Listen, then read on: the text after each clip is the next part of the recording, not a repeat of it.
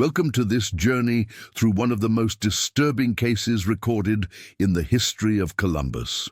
Before we begin, I invite you to leave in the comments where you're watching from and the exact time you're listening to this narration. We're interested to know which places and at what times of day or night these documented accounts reach. In the autumn of 1841, when Columbus was still a growing town of approximately 6,000 souls, situated along the banks of the Scioto River, a most peculiar series of events began to unfold at the Knox residence on East Broad Street. The Knox family was well regarded in Columbus society. Abraham Knox had made his fortune in shipping along the Ohio and Erie Canal, which had connected Columbus to the wider commercial networks since 1831. His three-story brick home stood as testament to his success, with its ornate moldings and imposing white columns flanking the entrance. On the evening of October 19th, Abraham Knox's personal secretary, Thomas Bradshaw, made a disturbing discovery. Upon entering Knox's study to deliver correspondence that had arrived late from Cincinnati, he found the normally meticulous office in disarray, papers scattered across the mahogany desk, a chair overturned, and most alarmingly, Knox himself was nowhere to be found. According to the household ledger discovered later, Knox had been scheduled to meet with a business associate that evening, one Elijah Marquette, a merchant from Louisville who dealt in various goods transported along the Ohio River. Neither Knox nor Marquette could be located that evening. The Knox family butler, Walter Simmons, would later tell authorities that he had admitted Marquette at approximately 7 o'clock that evening, escorting him to the study where Knox awaited. Simmons noted that Marquette had arrived with a female companion, whom he introduced as his niece, Josephine. What struck Simmons as unusual, according to his statement recorded in the Columbus Gazette on October 25th, was that the young woman wore a heavy veil despite the mild autumn weather. Simmons was dismissed after serving brandy, and that was the last time anyone in the household reported seeing Abraham Knox. Mrs. Eleanor Knox, who had been visiting her sister in Delaware County that day, returned the following morning to find her household in turmoil and her husband missing. The Columbus Constabulary was summoned immediately. Officer Harold Whitcomb was assigned to the case, and his initial assessment was documented in the official police ledger. Disappearance of prominent businessman under suspicious circumstances. Study shows signs of struggle. No blood or obvious signs of violence. Missing Abraham Knox, age 46, and his visitor Elijah Marquette of Louisville. What makes this case particularly unsettling is not merely the disappearance of two respected businessmen, but what was discovered in the days that followed. A thorough search of the Knox property revealed no immediate clues, but when authorities extended their investigation to the canal docks owned by Knox Shipping Company, they made a disturbing find. In a small warehouse at the eastern end of the property, Officer Whitcomb discovered a hidden compartment beneath the wooden floorboards. According to his report filed on October 22nd, the space contained a narrow pallet, water jug, and several half-eaten pieces of bread, suggesting recent human occupation. The implications were immediate and troubling. While Ohio had been established as a free state since 1802, the tensions between slave and free states were at their height in 1841. That very year, Ohio had enacted a law stating that any slave brought into the state automatically became free, a controversial measure that angered many Southern businessmen who traveled through Ohio. The hidden compartment discovered at Knox's warehouse raised immediate suspicions about his possible involvement in the growing abolitionist movement. Specifically, the clandestine network helping escaped slaves make their way north to Canada. The investigation took an even more peculiar turn when on October 24th, a canal boat operator named Frederick Holloway came forward with information. According to the statement he provided to Officer Whitcomb, Holloway had witnessed Knox and Marquette engaged in a heated argument at the docks on the afternoon before their disappearance. Most notably, he overheard Marquette say, "She is my property by law and by right, and I'll see you ruined before I leave without her." The her in question was presumably Josephine, Marquette's supposed niece, who had accompanied him to the Knox residence that fateful evening. The Columbus Daily Statesman ran a front-page story on October 26, speculating on Knox's involvement in the Underground Railroad, as it had come to be called. Editor William Trevitt wrote that certain elements within our city may be operating outside the boundaries of federal law, placing Columbus and its citizens at risk of serious legal and economic repercussions from our southern neighbors. While not explicitly accusing Knox of such activities, the implication was clear and divisive.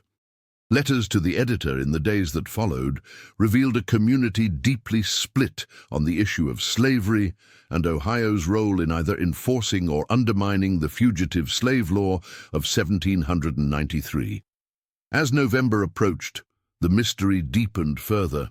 A search party organized by business associates of Knox discovered an abandoned carriage in a wooded area near Alum Creek, approximately 3 miles east of the city.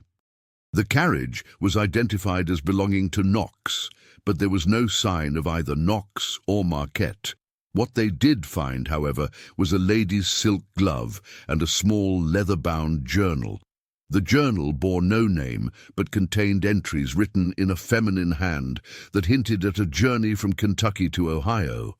The final entry, dated October 18th, read only, "Tomorrow I meet the man who holds my fate in his hands. May Providence guide his heart toward mercy." The discovery of the journal shifted the focus of the investigation. Officer Whitcomb, assisted now by County Sheriff Daniel Potter, began searching for information about Josephine Marquette. Inquiries sent to authorities in Louisville returned troubling information. According to property records from Jefferson County, Kentucky, Elijah Marquette owned a prosperous tobacco plantation outside Louisville, where he held 26 slaves. There was no record of a niece named Josephine, but there was documentation of a female slave of approximately 20 years of age who had gone missing in early October. Her name, according to the slave registry of 1840, was listed simply as Josephine. The implication was now unavoidable. Josephine was not Marquette's niece, but his slave, who had somehow escaped north to Ohio. Abraham Knox, whose business dealings frequently took him to Kentucky, may have facilitated her escape, perhaps as part of the growing abolitionist movement in Columbus. The meeting at Knox's home that October evening was likely Marquette's attempt to reclaim his property, as Ohio's new law making slaves automatically free upon entering the state had only recently taken effect, and its enforcement was still uncertain. On November 3, 1841, the investigation took its most bizarre turn yet. A letter arrived at the Columbus Constabulary, purportedly written by Abraham Knox himself. In it, Knox claimed that both he and Marquette were alive and well, having reached an amicable business arrangement that required their immediate travel to Cincinnati. The letter requested that the investigation be closed and assured that both men would return within the month. Sheriff Potter was immediately suspicious of the letter's authenticity. The handwriting, while similar to Knox's, showed subtle differences when compared to his business correspondence. Furthermore, the letter made no mention of Josephine or the circumstances surrounding the men's abrupt disappearance. Meanwhile, Eleanor Knox had been conducting her own investigation. According to her personal diary, discovered years later during a renovation of the Knox home in 1862, she had long suspected her husband's involvement in abolitionist activities, but had remained deliberately ignorant of the details. "Abraham's conscience has always guided his business affairs," she wrote on November 5th, even when such guidance led him down dangerous paths. I fear his compassion may have finally placed him beyond my reach. Eleanor's diary entries reveal that in the weeks before his disappearance, Abraham had been unusually preoccupied, often working late into the night in his study and receiving mysterious correspondence that he refused to discuss. On one occasion, she overheard him telling Thomas Bradshaw that the legal technicalities of interstate commerce have moral implications that transcend profit. In retrospect, this cryptic statement took on new significance. By mid-November, public interest in the case had begun to wane, with no bodies discovered and the official stance being that Knox and Marquette had left voluntarily on business. The constabulary reduced its active investigation.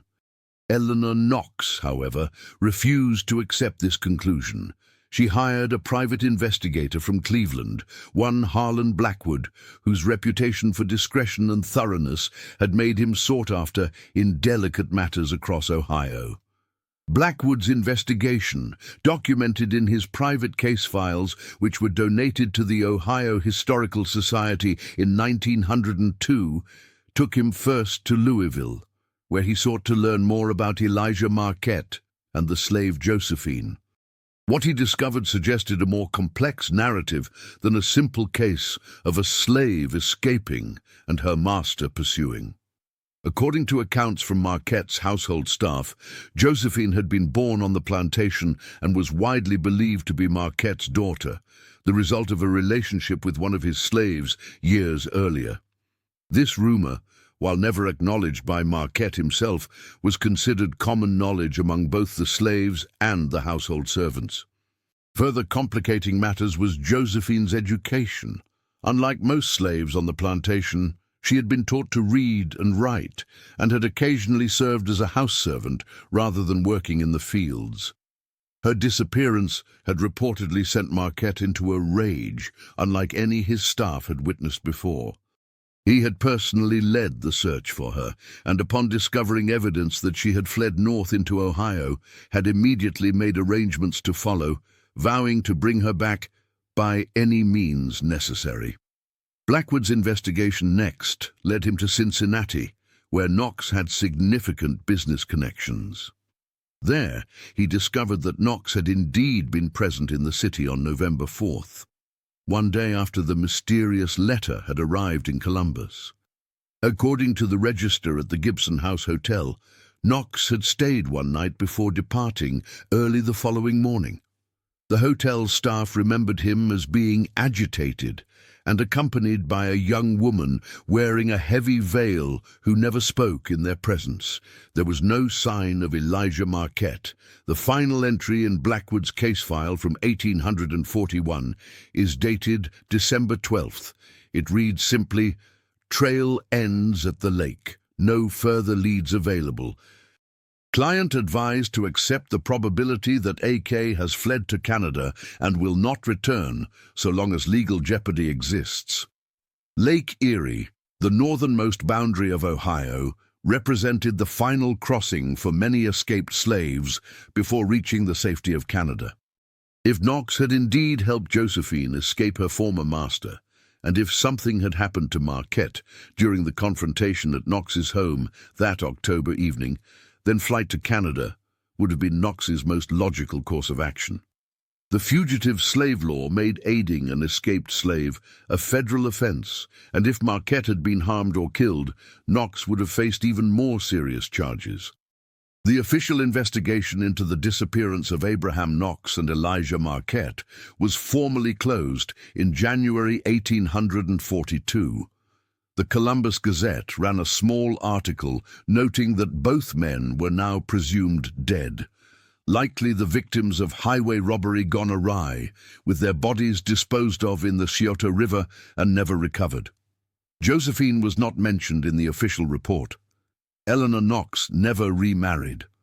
She continued to manage her husband's shipping business with the assistance of Thomas Bradshaw, who remained loyal to the Knox family throughout the scandal. The business thrived under their joint management, and Eleanor became known for her charitable works in Columbus, particularly those benefiting the city's free black community. She never publicly spoke of her husband's disappearance or his presumed activities with the Underground Railroad. The mystery might have remained forever unsolved were it not for a remarkable discovery made in 1857, 16 years after the disappearance. During the construction of a new municipal building in Toronto, Canada, workers uncovered a sealed metal box within the cornerstone of an old church being demolished to make way for the new structure. The box contained various documents, including a letter signed by Abraham Knox, dated April 1842.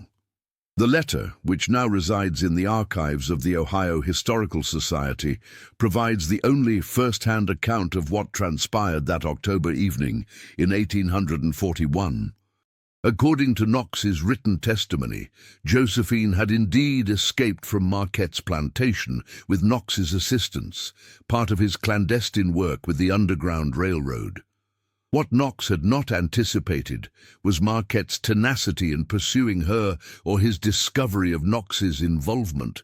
The confrontation in Knox's study had turned violent when Marquette produced a pistol and threatened to kill both Knox and Josephine unless she returned with him to Kentucky immediately.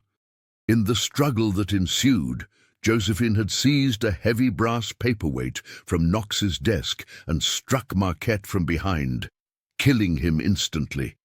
Faced with a dead body and the certain knowledge that neither Knox nor Josephine would receive a fair hearing in the legal system of 1841, they had made the desperate decision to conceal the body and flee north. Knox's letter states that Marquette's body was initially hidden in the cellar of the Knox home, then transported after nightfall to one of Knox's canal boats and weighted down before being sunk in the deepest part of the Scioto River. Knox and Josephine then staged the abandoned carriage near Alum Creek to mislead investigators before fleeing north toward Lake Erie. The letter confirms that they successfully crossed into Canada in late November of 1841. The most poignant part of Knox's letter comes near its conclusion. He writes, "I do not regret aiding those seeking freedom from bondage, for it is a moral imperative that transcends human law. I do, however, deeply regret the violence that occurred in my home that night, even as I recognize it as the desperate act of one who saw her freedom about to be snatched away after coming so close. Josephine carries this burden heavily, as do I. We live quietly now, under different names, seeking to build a life of atonement through quiet, good works." The letter was never made public during Eleanor Knox's lifetime. She passed away in 1864 without ever learning the true fate of her husband. The Columbus authorities, upon receiving a copy of the letter from their Canadian counterparts in 1857, chose not to reopen the case. The Civil War was approaching, and old wounds regarding slavery and abolition seemed better left undisturbed. As for Josephine, history records nothing more of her directly. However, Toronto church records from the period 1842 to 1868 mention a woman named Sarah Bennett, who operated a small school for children of former slaves who had escaped to Canada. Several student accounts describe her as a slender woman with eyes that held both great sadness and great strength.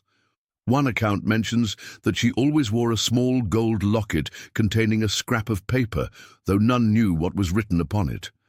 In 1869, a small notice appeared in a Toronto newspaper regarding the passing of Sarah Bennett. Noting her contributions to the education of black children in the city and mentioning that she was survived by her husband, William, and 2 grown children. William Bennett, described as a quiet man with a scholarly demeanor, died 3 years later. Their graves in Toronto's Potter's Field Cemetery were marked with simple stones, bearing only their names and dates, giving no hint of their remarkable journey or the true identities that they had left behind in the autumn of 1841. The Knox residence on East Broad Street still stands today, though it has been significantly modified over the years and now houses offices. Local legend holds that on quiet evenings in October, particularly when the wind blows from the south, the sound of hushed, urgent voices can sometimes be heard in the former study, followed by a single, heavy thud. Those who claim to have heard these sounds describe feeling an overwhelming sense of dread, followed by desperate determination.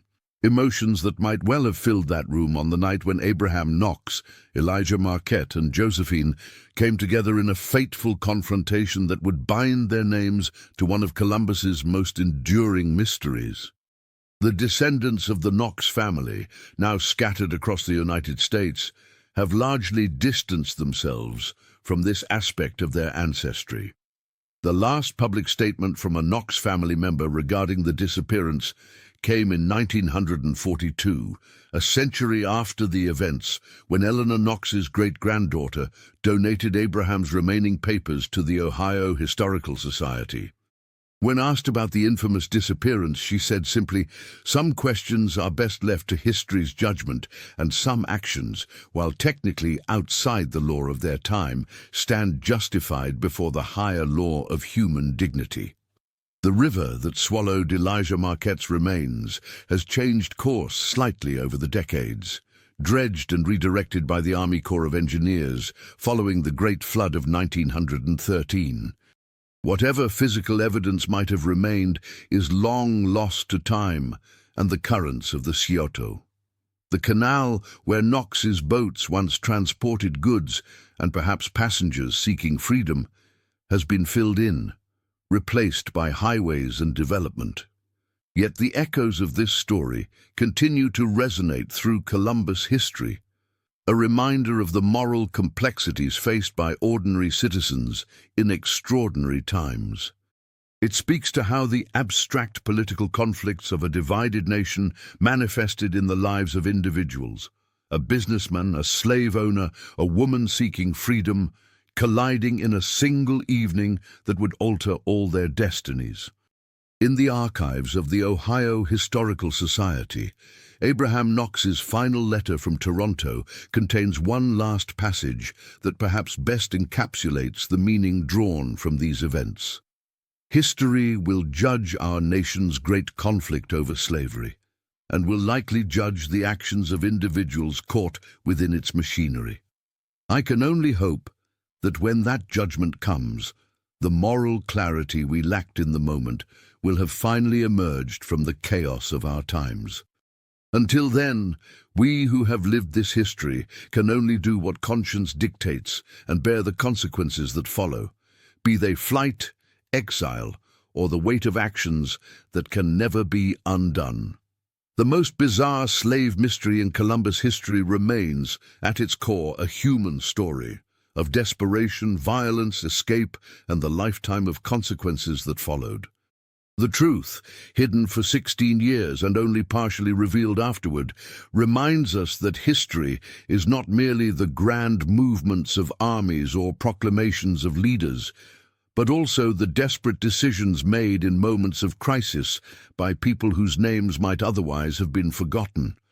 As you walk down East Broad Street today, past the old Knox residence with its modernized facade, perhaps pause for a moment to consider what transpired there on an autumn evening in 1841, and the ripples that continue to spread from that moment, touching our understanding of history, justice, and the human capacity for both terrible acts and profound courage when caught between conscience and law. Perhaps what makes this case so haunting is not just what we know, but what remains forever beyond our reach. In 1959, during renovations to the old Trinity Church in Toronto, workers discovered a sealed compartment within one of the support beams. Inside was a small leather diary, its pages yellowed with age but still legible. The diary bore the name J.M. embossed on its cover, and the entries spanned from 1838 to 1844. The diary, now preserved in the Royal Ontario Museum's special collections, is believed to be Josephine Marquette's personal account, though it was never definitively authenticated. What makes the diary particularly remarkable is that it provides the only perspective we have from Josephine herself, a voice that was conspicuously absent from all official records and newspaper accounts of the time. The earliest entries detail life on the Marquette plantation outside Louisville. Written in a careful, educated hand, they reveal that Josephine had indeed been taught to read and write by the plantation's housekeeper, Mrs. Abigail Winters, who did so in secret and at great personal risk. Mrs. Winters says knowledge is the one thing they cannot take from you once you possess it, reads an entry from March 1839. Even if they forbid the book, the words remain in your mind, like seeds that cannot be unplanted. The diary entries become increasingly desperate through early 1841, as rumors spread through the plantation that Elijah Marquette was planning to sell several slaves, including Josephine, to a plantation owner in Mississippi known for brutal treatment of his workers. I heard Master tell Mr. Hayworth that the Mississippi deal would be finalized by November, she wrote in August 1841. My mother was sold south when I was 10 years old. I have not heard from her since. I cannot, will not, suffer the same fate. According to the diary, Josephine's escape was not spontaneous but carefully planned over several months. She had made contact with abolitionists in Louisville through a free black drayman who made deliveries to the Marquette plantation. The plan involved getting her to Cincinnati, where she would connect with members of the Underground Railroad who would escort her further north. What she hadn't anticipated was Elijah Marquette's immediate and ferocious pursuit. Mr. K says we cannot linger in Cincinnati, reads an entry from October 12, 1841. Word has arrived that M is already there, questioning everyone about a young woman traveling alone. We leave for Columbus tonight by coach, where Mr. K says his home will provide temporary shelter until arrangements can be made for the final journey to the lake. The entry from October 19th, the day of the fateful meeting at the Knox residence, is brief and tense.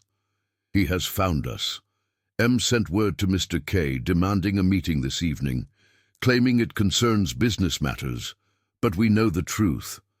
Mr. K believes he can reason with him, perhaps offer compensation. I fear what will happen when they meet. I keep the small pistol Mr. K provided close at hand, though I pray I will not need to use it. There is then a gap in the diary. The next entry is dated November 2nd, and the handwriting is noticeably less steady. What was done cannot be undone. I did not intend for blood to be spilled, but when I saw the pistol in his hand, when I heard him threaten not only my freedom but Mr. K's life, something within me broke free. I had known fear for so many years that I did not recognize the rage that lived alongside it until that moment. The paperweight was cold and heavy in my hand. I remember the sound it made. I will hear that sound in my dreams until I die. The diary provides details of their flight north that match Abraham Knox's letter, though from Josephine's perspective. It describes the tense journey by canal boat to Lake Erie, constant fear of discovery, and finally the crossing into Canada on a small fishing boat during a November storm. The lake was angry, she wrote, with waves that threatened to swallow our small vessel.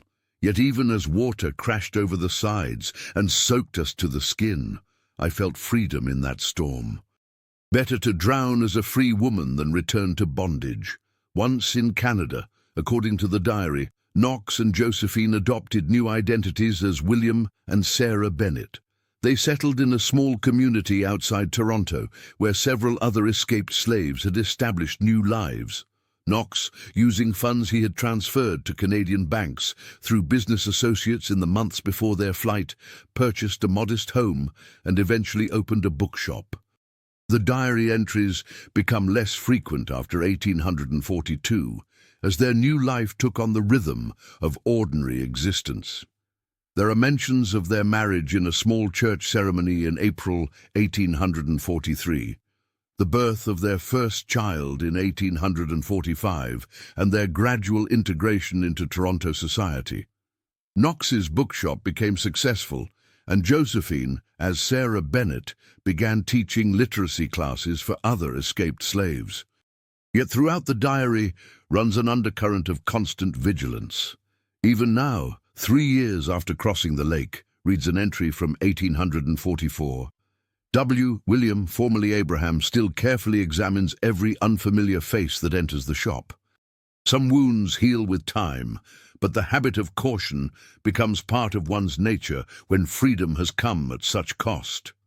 One of the most poignant entries, dated July 4th, 1852, reads, "America celebrates its independence today, its freedom from tyranny. I wonder if they see the irony that escapes so few of us here. My children ask about their grandparents, about my early life. What can I tell them that will not burden their innocent hearts?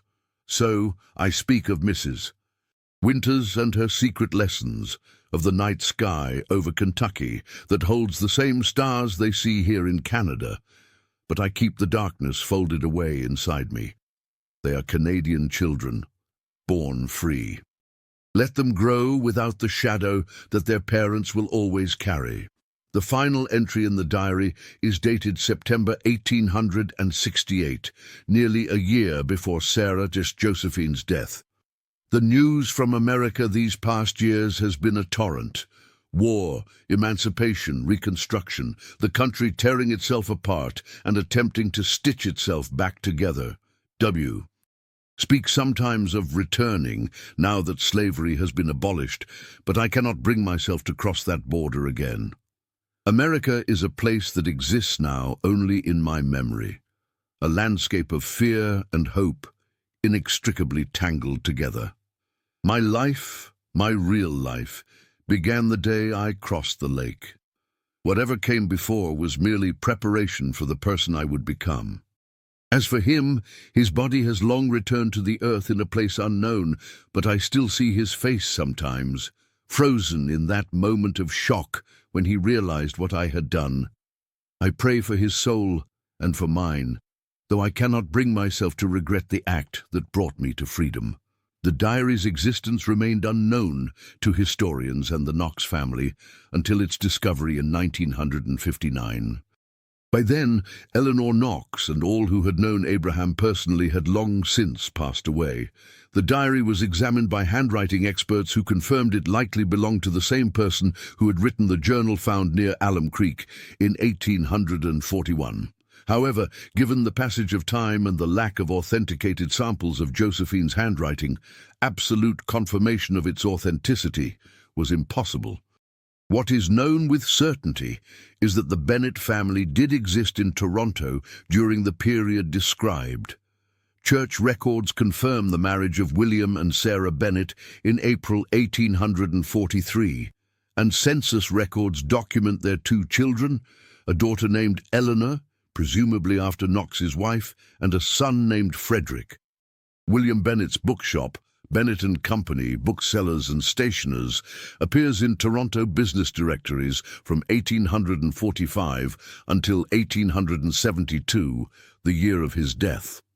The Knox-Marquette Josephine case faded from public memory in Columbus as the Civil War approached. By 1861, when the first shots were fired at Fort Sumter, the disappearance was largely forgotten, except by those with direct connections to the principals. The Knox Shipping Company, under Eleanor's direction, continued to prosper and eventually diversified into other businesses. By the time of her death in 1864, the company had been renamed Knox Enterprises and had interests in railroads, manufacturing, and banking. Thomas Bradshaw, Knox's loyal secretary who had discovered his employer missing that October evening, remained with the company until his retirement in 1875. His personal papers, donated to the Columbus Historical Society after his death, reveal that he had suspected Knox's involvement in the Underground Railroad but had deliberately avoided confirming his suspicions. There are some matters, he wrote in 1863, where ignorance is not merely bliss, but a moral necessity. Had I known with certainty what Mr. Knox was engaged in, I would have faced the impossible choice between betraying my employer or breaking the law. He spared me that dilemma through his discretion, an act of kindness I only recognized years later. The Marquette plantation in Kentucky fell into decline after Elijah's disappearance. With no direct heirs, the property became entangled in legal disputes among distant relatives. By 1864, when the Civil War had destabilized Kentucky's slave-based economy, the once prosperous tobacco fields had been divided and sold to pay outstanding debts. The main house burned during a raid by Confederate irregulars in 1865, erasing the physical center of Josephine's early life. The Knox residence on East Broad Street changed hands several times after Eleanor's death. In 1880, it was purchased by the newly formed Columbus Art Association and converted into a small gallery and studio spaces. During the renovations, workers discovered a sealed compartment beneath the floor of the study where the confrontation had taken place. Inside was a small wooden box containing a single item, a gold locket containing a miniature portrait of a young woman whose features suggested mixed African and European ancestry. The locket was assumed to be a family heirloom and was returned to Knox's descendants, who kept it private until donating it to the Ohio Historical Society in 1942, along with Abraham's papers. Modern analysis of the portrait, conducted in 1982 using advanced photographic techniques, revealed that the subject bore a striking resemblance to a daguerreotype found among the Bennett family possessions in Toronto and believed to depict Sarah Bennett in her 30s. This connection, while circumstantial, provides one of the few visual links between Josephine Marquette and her later identity as Sarah Bennett. The mystery surrounding the events of October 1841 has inspired numerous works of historical fiction. A play performed at the Ohio Theatre in 1978, and even a television documentary produced by PBS in 2005. Each interpretation offers its own perspective on the moral complexities of the case. A businessman breaking federal law to assist an escaped slave, a desperate young woman committing violence to preserve her freedom, and the web of consequences that spread from that single violent encounter in a study on East Broad Street. Perhaps the most thoughtful assessment comes from Dr. Amelia Richardson, professor of history at Ohio State University, who has extensively studied the Underground Railroad's operations in central Ohio. In her 2008 book, Stations of Freedom, The Underground Railroad in Ohio, she writes, "The Knox-Marquette case encapsulates the impossible moral choices forced upon individuals by the institution of slavery. Within the framework of 1841, Knox was a criminal, Josephine was property, and Marquette was legally justified in pursuing her. Yet through a modern ethical lens, their actions appear entirely different. Knox as a moral actor despite breaking unjust laws, Josephine as a human being fighting for her fundamental right to freedom, and Marquette as the enforcer of a system we now universally condemn. This case reminds us that law and justice are not always aligned, and that individuals caught between them must make choices whose consequences they cannot fully foresee. In 2016, during construction of a new office building near the site of Knox's former warehouse by the canal, archaeological excavations uncovered additional evidence corroborating Knox's involvement in the Underground Railroad. Beneath layers of soil and construction debris, archaeologists found a series of connected chambers that had once been hidden beneath the warehouse floor, large enough to conceal several people at once. Among the artifacts recovered were buttons, a child's shoe, and a small slate pencil, humble objects that hint at the individuals who passed through that space on their journey to freedom. The chambers were carefully documented before construction resumed, and a small memorial plaque now marks the location, commemorating both the known and unknown individuals who risked everything in the pursuit of freedom. The plaque bears a quote from Josephine's diary: "Freedom is not merely the absence of chains, but the presence of possibility." What truly happened in the Knox study on the evening of October 19th, 1841, will never be known with absolute certainty. We have Abraham Knox's letter, discovered 16 years after the events it describes. We have Josephine's diary, found more than a century later. We have the fragmentary official records, newspaper accounts, and archaeological evidence. From these pieces, we can assemble a probable narrative, but the complete truth remains elusive, as it often does in history. What we can know is the ripple effect of that evening, how the violent confrontation between Elijah Marquette, Abraham Knox, and Josephine altered the trajectory of their lives and touched countless others through the generations that followed.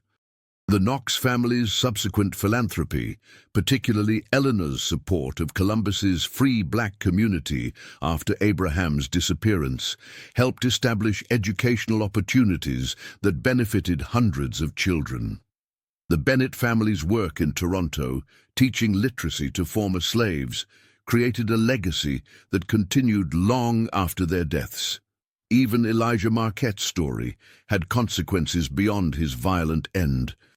The legal battles over his estate highlighted the precarious economic foundations of the plantation system, as his distant relatives fought over assets that were largely human beings, a stark illustration of slavery's moral bankruptcy that was not lost on those who observed the proceedings. As we conclude our examination of this remarkable case, it's worth noting that the final chapter may yet remain to be written. In 2018, descendants of the Bennett family in Toronto made contact with Knox family descendants in Columbus after discovering their potential connection through genealogical DNA testing. The two families, separated for generations by secrets, distance, and the complex legacy of American slavery, have begun a careful dialogue about their shared history. Sarah Richardson, a direct descendant of Eleanor and Abraham Knox through Eleanor's nephew who inherited the business, recently reflected on this unexpected connection. History isn't just something that happened to other people long ago. It lives in our DNA, in our family stories, and in the institutions that shape our lives today. Meeting the Bennett descendants has been like finding a missing piece of ourselves, complicated, sometimes painful, but ultimately healing. Together, we're trying to understand a past that belongs to all of us, with all its moral complexity. James Bennett, great-great-grandson of William and Sarah Bennett, added his perspective. "My grandmother used to tell me that our family had important secrets, but she never explained what she meant. Now I understand that she was trying to protect us from a history she thought might be too heavy to carry. But there's strength in knowing the truth, in recognizing that our ancestors faced impossible choices and did what they believed was right, even at great cost." The two families have established a joint scholarship at Ohio State University for students studying the history of the Underground Railroad and its legacy in American society. The Knox-Bennett Scholarship represents a small but meaningful attempt to transform a history of division and violence into an opportunity for education and reconciliation. As you walk through Columbus today, the physical traces of this story have largely vanished. The canal where Knox's boats once traveled has been filled in. The warehouse with its hidden chambers exists only in archaeological records. The Knox home, though still standing, has been transformed beyond recognition by successive renovations, yet the echoes remain for those who know how to listen. In the persistence of racial inequality that continues to shape American society. In the ongoing conversations about justice, law, and morality that define our civic life, in the quiet courage of individuals who choose to stand against systemic injustice regardless of the personal cost. The most bizarre slave mystery in Columbus history is, in the end, not about the sensational aspects of disappearance and deception. It is about ordinary people caught in the machinery of an immoral system, making choices whose consequences would follow them and their descendants for generations. It is about the tension between law and justice that citizens continue to navigate today, albeit in different contexts. And it is about how the past is never truly past, how it lives on in our institutions, our relationships, and our understanding of ourselves as individuals and as a society.